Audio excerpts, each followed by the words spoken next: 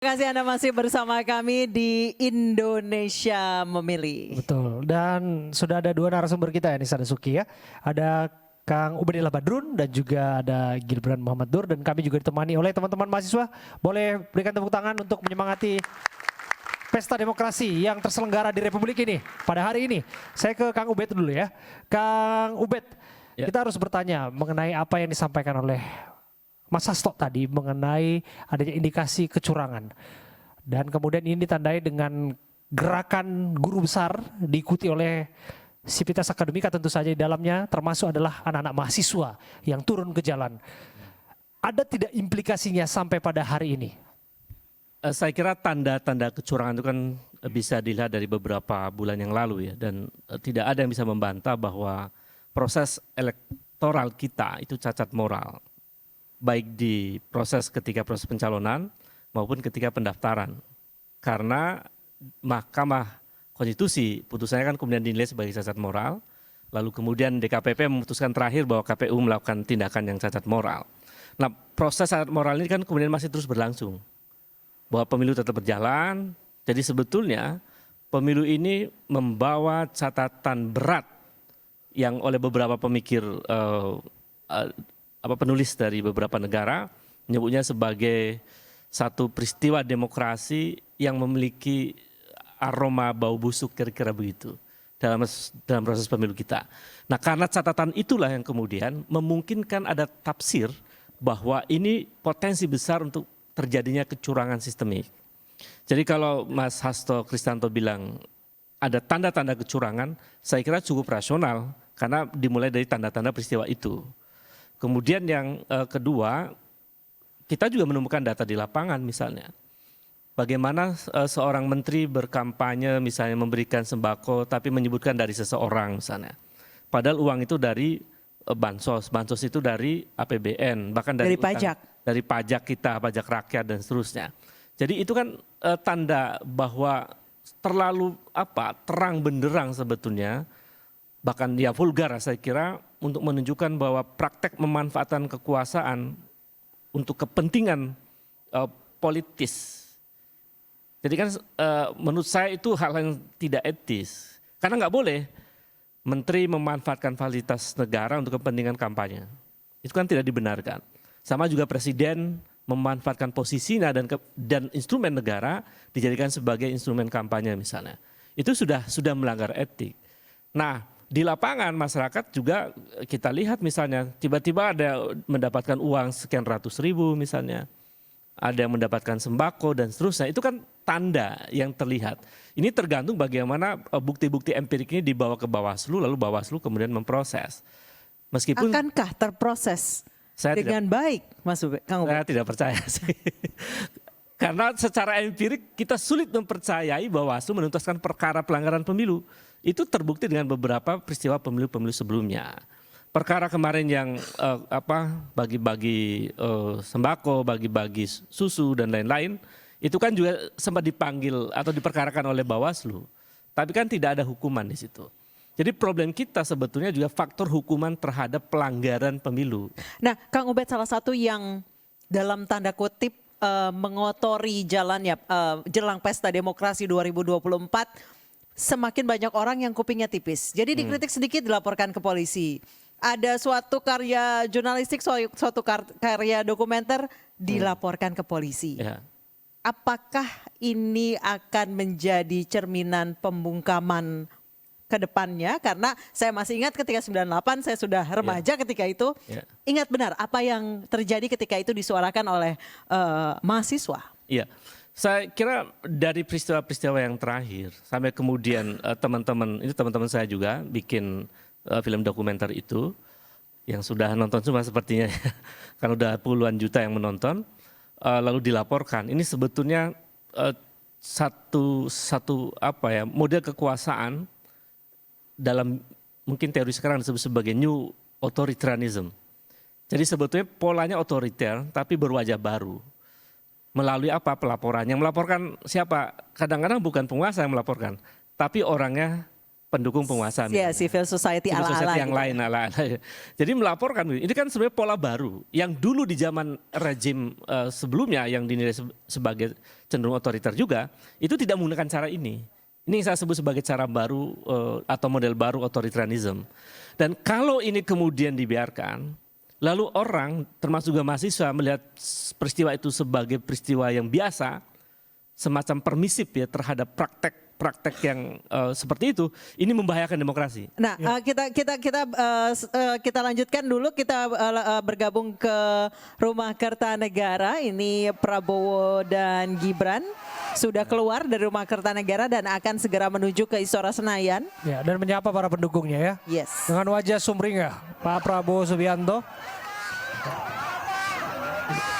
menyapa, menyalami para pendukungnya yang berada di kediamannya.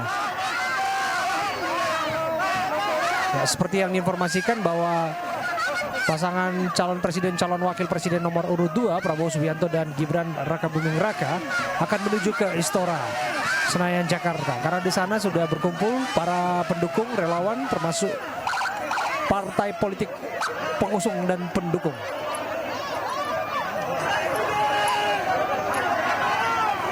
Itu dalam rangka apa tuh Mas? Dan ini, Dalam rangka apa deh? jadi ini mereka jalan ke Istora karena memang para pendukungnya sudah menyambut di sana. Saya kira ini pesta yang salah. Maksud saya begini Mas, nggak apa-apa kan saya? Silakan Mas Ben. Quick count itu adalah prediksi, bukan temuan riset yang absolut. Kenapa prediksi? Karena dia sampelnya TPS. Coba tanya kepada lembaga survei, berapa persen sih sampel yang diambil dari seluruh TPS? Saya kemudian menelusuri itu, ternyata cuma 10%. 10%? 10% dari seluruh jumlah TPS. Jumlah TPS di Indonesia adalah 800 ribuan kan? 10% cuma 800 TPS. Cuma mereka di random, diacak. Jadi lembaga survei yang punya kemampuan melakukan random yang bagus, dia hasilnya akan bagus. Artinya representasi. Tapi lembaga survei yang proses random sampling TPS-nya itu bermasalah, dia akan bermasalah. Itu belum juga faktor entry, yang melakukan entry, itu kan bisa ada faktor subjektif. Jadi sebetulnya quick count itu adalah prediksi, bukan hasil yang mutlak begitu. Oke, tapi berkaca dari pemilu sebelumnya, Kang Ubed, tidakkah kemudian angka tersebut tidak meleset jauh Ya, dari hasil hitung nyata yang diselenggarakan oleh KPU melalui proses rekapitulasi berjenjang? kalau quick count-nya dilakukan sesuai dengan metodologi ilmiah yang benar, maka dia bisa mendekati atau presisi dengan hasil sebenarnya. Persoalannya adalah apakah proses quick count yang dilakukan sekarang itu memenuhi standar metodologi ilmiah yang benar. Kita nggak pernah diungkap, nggak pernah diceritakan oleh lembaga survei itu bagaimana metodologinya, siapa yang mengambil sampel, lalu siapa yang mengentry data itu. Kita nggak pernah diperdengarkan itu. Itu persoalan akuntabilitas sebetulnya. Jadi saya juga sebenarnya ingin lembaga survei itu terbuka lah. Ini problem serius menurut saya. Karena lembaga survei itu kan konsultannya kontestan. Dalam hal ini kan Problem. kalau kita lihat kan lembaga survei merilis hasil mereka yang kalau kita bandingkan kan tidak terlalu jauh satu sama lain, Kang Ubed. Apakah di sana Anda melihat tidak ada mendekati kebenaran atau seperti apa? Ya, lembaga survei itu berkumpul dalam asosiasi yang sama. Jadi ada lembaga survei yang masuk di asosiasi tertentu, itu ngumpul tuh. Sama asosiasinya.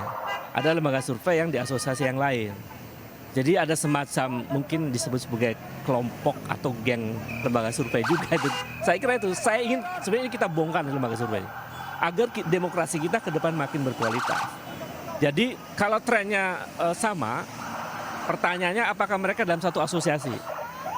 Kalau satu asosiasi ya kita bongkar aja metodologinya, kita ingin tahu begitu.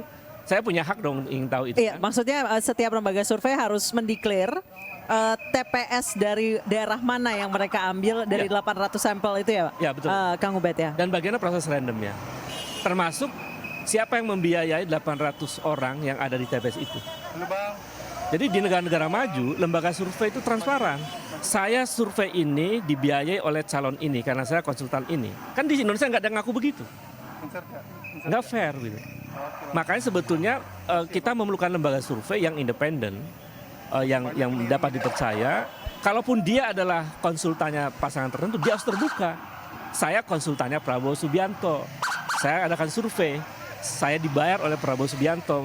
Jadi fair aja. Oh ya, orang juga akan berpikir, oh ya dia berarti. Mohon maaf saya potong ya Kang Ubed, tapi tidakkah terlalu naif ketika kita kemudian mensimplifikasi bahkan menjelasir bahwa semua lembaga yang mengeluarkan hasil hitung cepat ini terafiliasi dengan Pak Prabowo?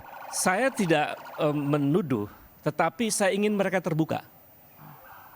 Misalnya, mau sebutkan lembaga survei mana? Apakah dia konsultannya Prabowo Subianto atau tidak?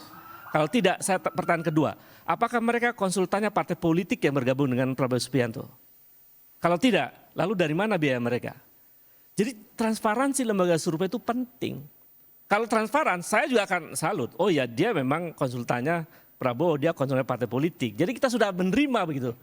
Kira-kira begitu. Jadi artinya kalau dia terbuka begitu, kita akan menguji seberapa ilmiah lembaga itu diakui karena kredibilitasnya. Bicara soal lembaga survei, Kang Ubed, saya juga masih penasaran sebetulnya. Karena kalau kita mengikuti terus tren bagaimana opini ataupun persepsi publik dalam pemilihan jelang pencoblosan.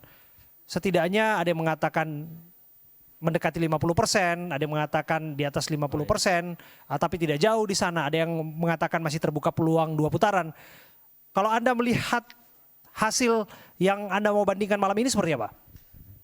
Ini anomali sih sebetulnya, agak aneh. Karena semua lembaga survei kemarin itu tidak ada yang lebih dari 52% kan rata-ratanya. Artinya kalau survei kemarin itu rata-rata dapat 50%, dalam survei itu ada margin of error. Berapa banyak? Ada batas bawah, ada batas atas. Itu ditambah atau dikurangi 2,5% ya? 2,5% kurang lebih, bahkan sampai 3%. Jadi kalau surveinya kemarin 50%, dikurangi 2%, sebetulnya adalah 48%. Kan itu margin of errornya. Jadi bisa juga yang kemudian yang dapat 37 atau 35% itu dia kan ada margin of error, bisa dia batas atas naik 2% gitu. Jadi artinya dari survei-survei yang kemarin sebelum pemilu itu saya meyakini sebetulnya ini saya keyakinan saya dari data survei yang sebelumnya itu ini mestinya 2 putaran. Karena nggak ada yang lebih dari 51%. Nah, tetapi kalau kemudian ternyata lebih dari 51%, ada anomali. Sekarang kita tinggal memeriksa apakah quick count itu benar metodologinya, atau nanti kita tunggu, sabar dong, jangan pesta dulu. Jadi euforianya jangan berlebihan dulu ya, Kang kan nanti Ubed kita ya. nunggu hasil resmi KPU kan, Iya betul. yang real betul. count-nya. Yang lebih fair. Baik, tadi Kang Ubed sempat mention soal new authoritarianism. Saya mau bertanya ke Gilbran. Gilbran, ini tugas Anda dan rekan-rekan Anda untuk mencegah benar-benar lahirnya new authoritarianism. Apa yang akan teman-teman mahasiswa lakukan? Tentu kita sudah berjuang ya Mbak ya, dan Mas kalian, bahwa perjuangan kita nggak hanya sekadar berhenti ketika selesai pemilu gitu. Justru selepas pemilu lah kita punya tanggung jawab untuk mengawal hasil dari pesta demokrasi. Karena kalau kita berkaca dari data teman-teman, ini ada data menarik dari Liberal Democracy Index Indonesia. Dari tahun 2014 sampai tahun 2022 ada penurunan indeks demokrasi kita yang semula dari 0,52 menjadi ke 0,42. Ada penurunan yang signifikan. Kalau salah satu dari dosen kami menyebutnya ada proses autokratisasi. Autokratisasi yang dimana akan cenderung ke ranah otoriter. Dan akan semakin runyam ketika proses autokratisasi itu didiamkan. Dan itu sudah muncul kawan-kawan ya, udah mulai tampak. Kayak misal kemarin dosen kami dari Mas Uceng, kemudian Mbak Bibi dan Mas Ferry Amsari juga sudah dilaporkan, pun dengan Pak Mas Dendi Laksono gitu. Pun dengan Mas Ube, dan saya juga sudah mengalami rasanya WhatsApp dihack dan segala macam. Jadi proses menuju ke otoritarianisme itu muncul gitu kan. Dan kalau bukan kita yang mengawal, siapa lagi? Karena ketika kita membiarkan rezim tersebut mengalami proses akselerasi autokratisasi, semakin otoriter, maka pemerintah ini akan semakin menggerus sendi-sendi demokrasi kita. Dan ketika sendi-sendi demokrasi kita semakin tergerus, ya kita sebagai masyarakat sipil akan kesulitan untuk menyongsong kembali amanat reformasi gitu. Apakah kita akan jalan mundur kembali ke sebelum reformasi? Itu yang menjadi pertanyaan. Mas Ubed, tadi Anda juga sempat mention soal catatan buruk yang berat di pemilu 2024. Bagaimana menyembuhkannya? Cepat, lama, atau butuh beberapa kali pemilu lagi baru sampai benar-benar sembuh? Ya, saya tergantung bagaimana civil society, kaum profesional, kemudian para akademisi, mahasiswa untuk speak up tentang persoalan ini. Karena ini bahayanya bukan hanya bahaya pada hak-hak individu ya, Mbak Nisa, tapi juga sebetulnya bahaya buat masa depan ekonomi kita. Ini banyak orang menyangka atau berprediksi atau berpikir bahwa urusan demokrasi buruk tuh nggak ada urusan dengan ekonomi. Riset yang dilakukan oleh World Economic Forum itu menemukan bahwa mereka, para investor itu malas berinvestasi di sebuah negara yang demokrasinya buruk. Mereka juga malas investasi di sebuah negara yang korupsinya merajalela. Jadi good governance dan demokrasi itu syarat penting untuk menumbuhkan ekonomi.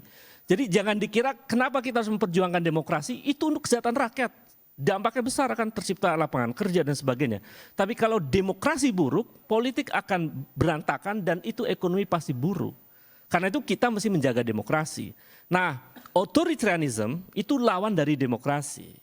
Nah, kalau tanda-tanda otoritarianisme kemudian sekarang makin terlihat, maka kita harus segera mencegah. Maka kami akademisi, para guru besar di kampus berteriak. Pekerjaan saya dan Abraham juga sebagai salah satu fungsi kontrol Ya, terciptanya itu. Betul. Apa yang bisa kami lakukan? Saya kira kan para jurnalis, pers itu kan salah satu pilar demokrasi penting. Nah, pada titik itu menurut saya bagaimana kemudian dunia pers itu menjadi media bagi upaya untuk merawat demokrasi. Bukan menjadi media yang kemudian menumbuhkan proses otoritarianisme. Nggak usah khawatir karena pada akhirnya yang kompatibel dengan kemajuan ekonomi itu adalah demokrasi. Tapi otoritarianisme itu dia akan menjadi problem dan akan mengganggu ekonomi. Jadi sebetulnya kalau arus proses demokrasi yang berjalan, kita akan mengalami optimisme. Tapi ketika yang terjadi justru adalah rusaknya demokrasi, kita akan mengalami situasi yang buruk dalam sektor ekonomi dan lain-lain. Maka menurut saya, ya mari kita sama-sama jaga demokrasi ini, termasuk juga dalam proses elektoral ini. Kalau kemudian tanda-tanda dari para proses politik ini, tanda itu makin terlihat, harus kita segera cegah. Jangan sembarangan loh melaporkan teman-teman saya, kira-kira begitu ya kan. Nanti kita akan dalami tentu saja apa yang akan dilakukan oleh elit-elit politik. Ya. Karena kalau civil society kan kita udah lihat rangkaiannya, kemudian juga anak-anak mahasiswa dan sebagainya. Kita akan tanyakan nanti ke Kang Ubed ya, kita harus break sejenak. Gilbran kita juga break sejenak ya, kami kembali saat lagi untuk Anda.